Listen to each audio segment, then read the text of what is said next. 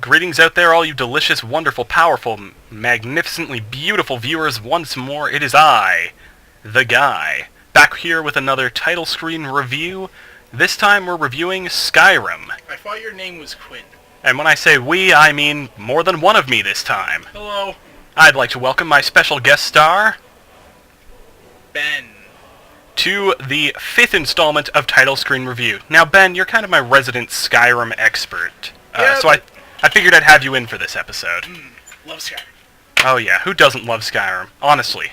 Leave a comment below, so we'll know to hate you. Are you familiar with how I usually do the title screen reviews? I believe so. Of course you are, it's all in the script. Anyway, so, let's start, of course, with as usual, we'll do the background. I don't think I got a script. You didn't get a script. There is no script. What, you think this is scripted? They couldn't pay me to write. Rather, you're just crinkling paper there. Okay, let's start with the background, of course, as usual. Now, one of the things that I like to point out a lot of the time is animated backgrounds for title screens. As you can see, again, this is another title screen that's gone for the minimalistic approach. It's got sort of a foggy smoke kind of in the background.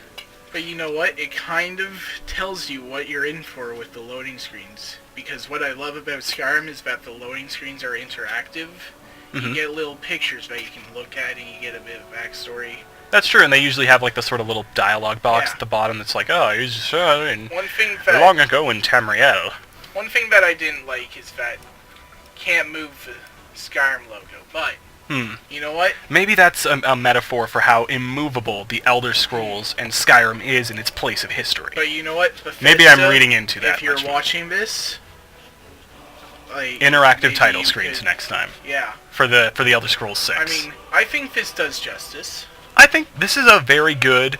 You can definitely. I mean, you don't have the headphones on, so you can't hear the music. But the music, I know it. You're familiar with it. I don't think there's anyone in gaming culture unfamiliar with the Skyrim theme song. Definitely. Dovahkiin. And it's just a really epic, building, Nordic, just great battle hymn, basically. This is how I like to describe it. And it really gets you ready for all the swashbuckling, crazy, Viking, Nordic badassery that's really going to come into Skyrim when you get it. Now let's look at the interface.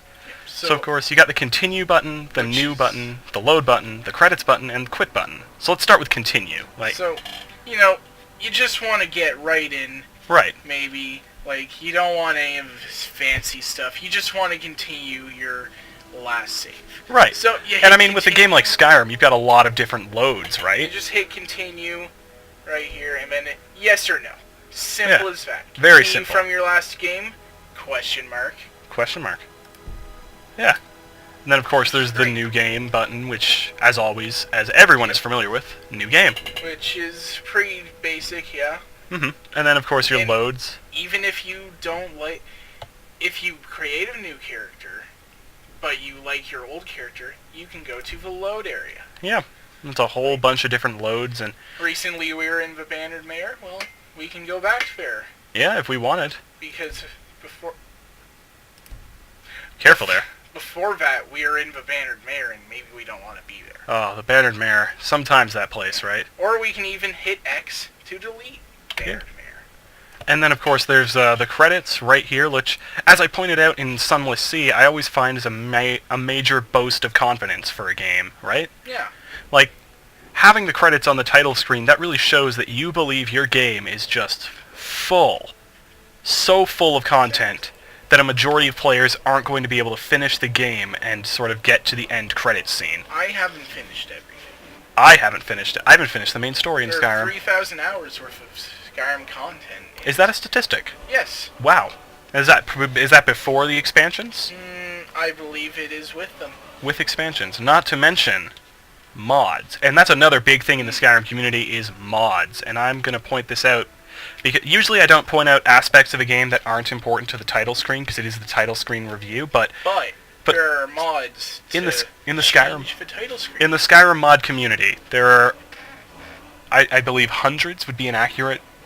Hundreds of different mods just for the title screen alone, just changing background music, changing images, just fantastic. It's like You see mods for all kinds of games all over the place. You don't see that a lot for modded title screens. That just shows either, how people are that they either don't like this title screen, or they like it so much that they want to try and emulate it themselves. So that's up to you viewers what you think modded title screens mean for the Skyrim title screen.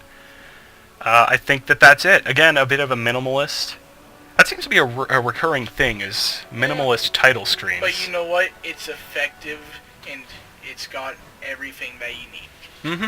I suppose you're right. It's even got a quit button. Yep. All right, and that'll be it for tonight. We'll record.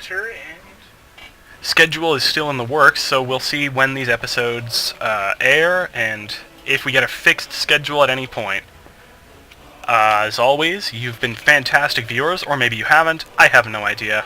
I hope you're fantastic, and I hope you're having a fantastic evening. So, as always, good night. Do you want to send off? It might be morning. Au revoir.